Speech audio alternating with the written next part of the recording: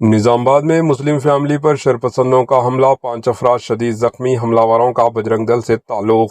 Village committee کی جانب سے سوشل بائیکاٹ کرنے کے باوجود بھی عید الاضحیٰ آبائی وطن میں منانے پر بجرنگ دل کے شرپسندوں نے ایک مسلم فیملی پر حملہ کرتے ہوئے 5 افراد کو زخمی کر دیا۔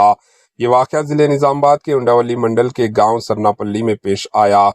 تفصیلات کے مطابق اگست 2023 میں ماجد خان نامی آٹو ڈرائیور نے دیہات کی ایک لڑکی کو چھیڑ چھاڑ کرنے پر انڈاولی پولیس اسٹیشن میں کیس درج ہوا تھا اور پولیس نے اسے ریمانڈ پر دیا تھا۔ بعد ازاں ولیج کمیٹی نے پنچایت میں فیصلہ کیا اس کا سماجی بائیکاٹ کیا جائے اور اس کے بعد سے یہ خاندان کاماریڈی میں مقیم تھا۔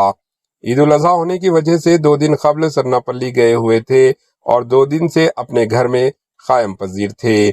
گزشتہ شام تقریباً 7 بجے کے وقت سندیپ گوڑ اور نوین گوڑ نے 20 تا 25 افراد کے ہمراہ ماجد خان کے گھر پہنچ کر ان پر حملہ کر دیا۔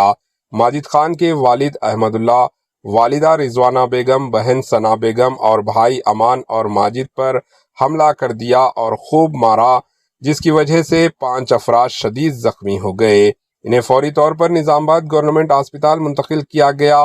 اے سی پی نظام آباد راجو وینکٹ ریڈی سے اس بارے میں دریافت کرنے پر بتایا کہ ماجد خان جو آٹو ڈرائیور ہے اسے سماجی بائیکاٹ کی اطلاع ہے، لیکن والدین گھر والے دیہات میں مقیم تھے اور ان پر حملہ کرنے والوں کی نشاندہی کی گئی۔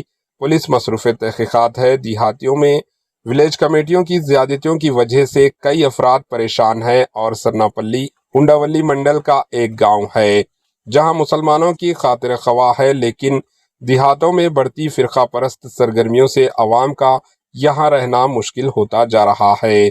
Bureau report, H news.